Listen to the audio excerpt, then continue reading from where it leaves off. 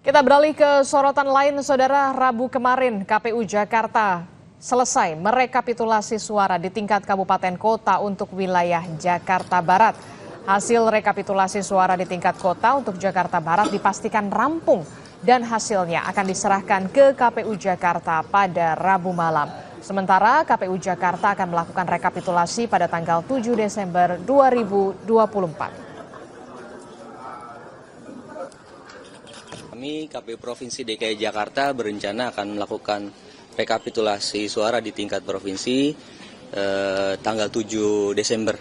Insya Allah hari Sabtu besok kita akan mulai melakukan rekapitulasi suara di tingkat provinsi.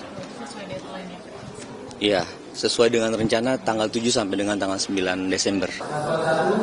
Tim pasangan calon gubernur Jakarta Ridwan Kamil Suswono kembali tidak memberikan tanda tangan di formulir hasil rekapitulasi tingkat kecamatan saat rapat pleno rekapitulasi penghitungan suara Jakarta Utara.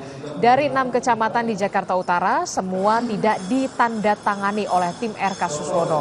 Abdul Karim, tim paslon 01 RK Suswono mengaku tidak menandatangani formulir karena tingkat partisipasi masyarakat yang tidak memilih mencapai 48% di Jakarta Utara. Pihaknya meminta agar KPU melakukan PSU atau pemilihan suara ulang di 4 TPS di Jakarta Utara.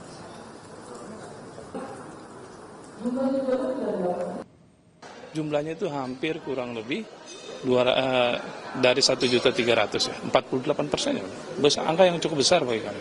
Dengan catatan-catatan yang ada dan kami sampaikan tanpa mengurangi rasa hormat teman-teman KPUD, ya kami tidak menandatangani.